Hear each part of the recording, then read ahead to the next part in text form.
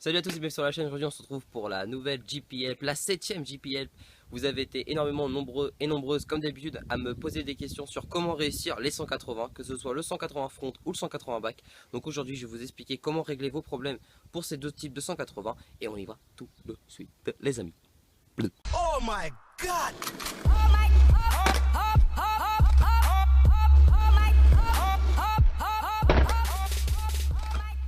Do you wanna dance?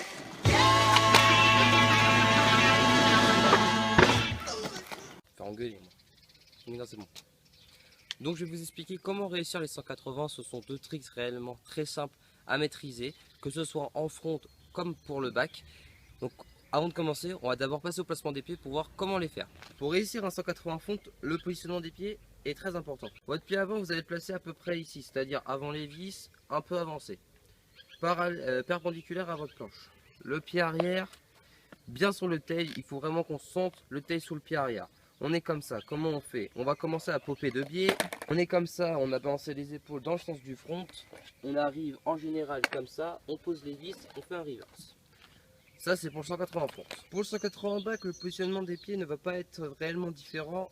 C'est plutôt le sens du mouvement qui va être différent. Le pied avant toujours un peu avancé, comme ceci. Et le pied arrière, il faut vraiment, comme je l'ai dit, il faut qu'on sente le thé sous les pieds. On est comme ça. Comme pour le 180 front, on va popper un peu de biais. Sauf que cette fois-ci, on va popper en back, donc dans le ventre. On va gratter, on tourne les épaules dans le sens du back. On va arriver comme ça sur les vis et on fait un reverse.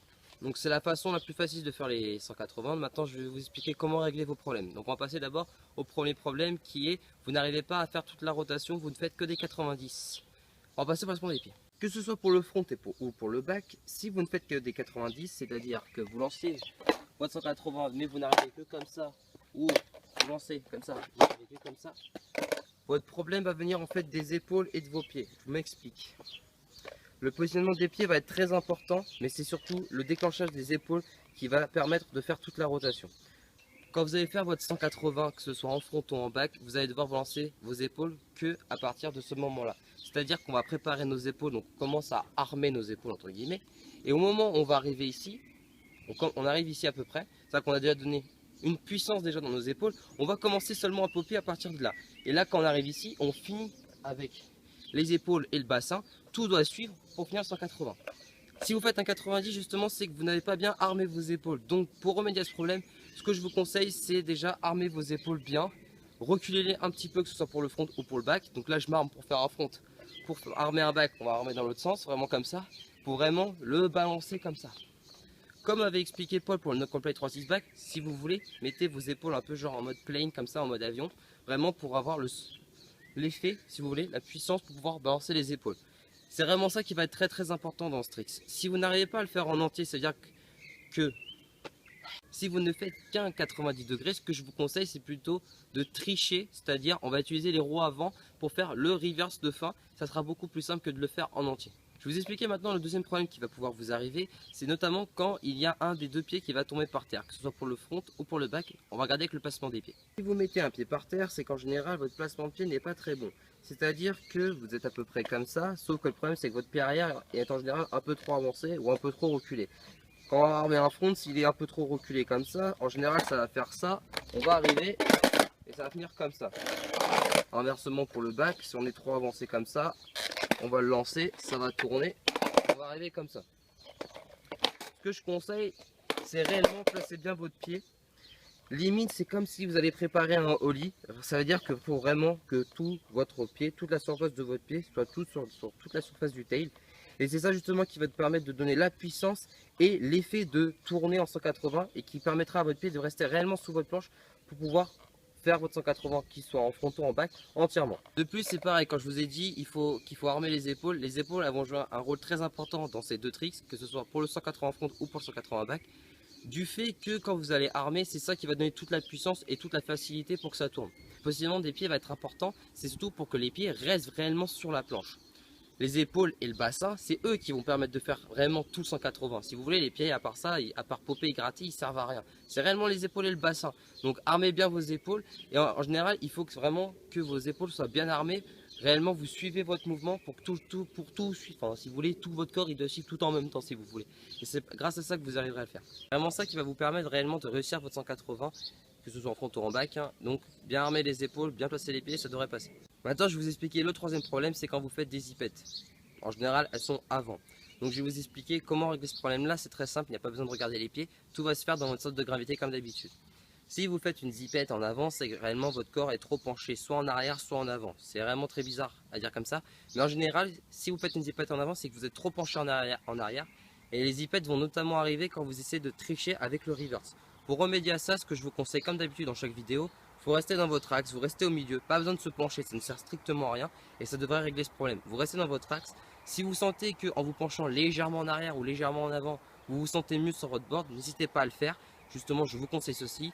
Mais réellement, si vous avez encore du mal et que vous êtes débutant, restez vraiment avec votre axe au milieu de votre planche. Vous pensez réellement bien à plier vos genoux. C'est le plus important pour éviter les blessures.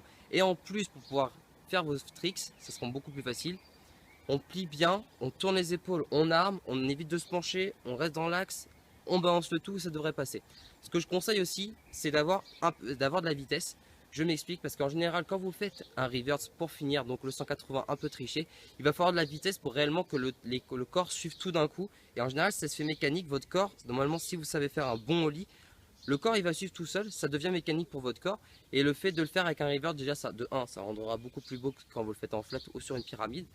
Et de plus, ça sera beaucoup plus facile à tourner. Si vous voulez, quand vous allez armer, vous allez faire 180, vous arrivez en 90. Et justement, à partir de ce moment-là, il va falloir, quand je vous dis qu'il faut rester un peu penché en avant si vous voulez, c'est justement juste pour que votre pied se décale un petit peu si vous voulez. On est comme ça, on va lancer le 180 front, on part en front pour expliquer. Et en fait, si vous voulez, le fait d'être penché un peu en avant, je conseille de ne pas trop être penché, mais si vous voulez être penché, vous pouvez. Justement, le fait de se pencher, ça va un peu décaler le pied si vous voulez. Si vous voulez, le pied va se faire comme ça, il va se décaler. Et c'est ça qui va faciliter la rotation 180 et surtout pour finir avec le reverse. Donc merci à tous et à toutes d'avoir regardé la vidéo, j'espère qu'avec tous ces conseils, toutes ces explications, vous allez réussir à mettre les 180, que ce soit le 180 front ou le 180 back. Ce sont deux tricks très simples à maîtriser, ils sont tous utiles pour faire des board slide, des grinds et tout le bordel, que ce soit après pour faire des flip front, des flip back, des heel front, des heel back, tout. En plus ça vous aidera ensuite pour les faire en fakie, nollie switch. C'est exactement les mêmes mouvements, c'est juste qu'on le fera dans des scènes différentes. Ce sont des tricks basiques, je vous conseille de les maîtriser, c'est très important. Il ne faut pas que vous maîtrisiez que le front ou que le back, pour vraiment maîtriser les deux tricks, c'est réellement très important. Si vous avez apprécié la vidéo, vous pouvez laisser un petit pouce bleu, ça fait vraiment plaisir tout le temps, comme à chaque fois. Ça me fait énormément plaisir de recevoir des pouces bleus. Vous pouvez aussi laisser des commentaires si vous souhaitez encore des explications sur les tricks, j'y répondrai, il n'y a pas de souci comme d'habitude. Ou tout simplement si vous avez apprécié la vidéo. Vous pouvez également partager la vidéo sur tous les réseaux sociaux possibles et inimaginables dans le monde entier que nous vivons. Hein. Merci beaucoup, ça ferait énormément plaisir. Vous pouvez également me suivre sur Facebook, Twitter, Instagram, Snapchat et maintenant il y a Vine. Tous les liens seront comme d'habitude dans la description et je vous aime beaucoup. Bisous, c'était Greg, à la prochaine. Ciao.